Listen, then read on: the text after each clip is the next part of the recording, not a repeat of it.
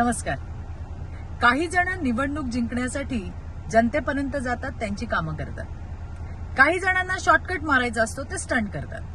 अशाच आपल्या एका स्टंटबाज भगिनीचा व्हिडिओ व्हायरल होताना दिसतोय. आणि त्या भगिनी म्हणजे आपल्या सोलापूरच्या आमदार प्रणितीताई शिंदे. झालं असं की कुठून तरी सभेवरून येत असताना काही लोकांनी त्यांची गाडी अडवली.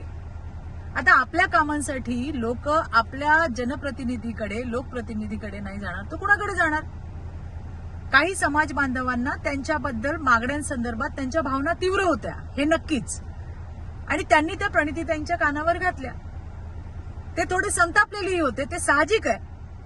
काय म्हणतायत ते माणसं, काय म्हणतायत हे व्हिडिओतून स्पष्ट होतंय. त्यांच्या मागण्या काय आहेत हे सुद्धा आपल्याला त्या ठिकाणी समजतंय. या लोकांवरच गुरकावून आपल्या प्रणितीताई फणकाराने जाऊन आपल्या गाडीत बसल्या. आणि गाडीत बसल्यावर त्यांनी बेछूट आरोप करायला सुरुवात केली की हे सगळे कार्यकर्ते भाजपचेच होते. मला इथे स्पष्ट करायचंय की सगळ्यात पहिल्यांदा हे लोक भाजपचे कार्यकर्ते अजिबातच नव्हते.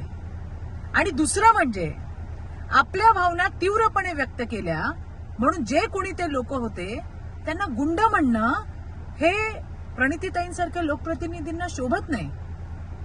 खरं तर प्रणितीताई, तुम्ही माजी मुख्यमंत्र्यांची लेक आहात. त्याच्यामुळे लोक आल्यानंतर त्यांची गाऱ्हाणी कशी ऐकून घ्यायची, त्यांची कामं कशी करून घ्यायची, हे तुमच्या बाबांकडनं तुम्हाला शिकायला हवंय. आणि उगीच स्वस्त प्रचाराच्या मोहात गुरफटून भाजपला टार्गेट करायचा प्रयत्न करू नका.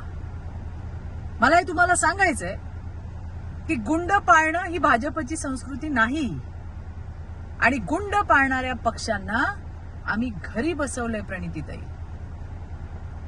आणि म्हणून अशा पद्धतीने भारतीय जनता पार्टीवर जर बेछूट आरोप कराल तर त्याच भाषेत तुम्हाला उत्तर मिळेल.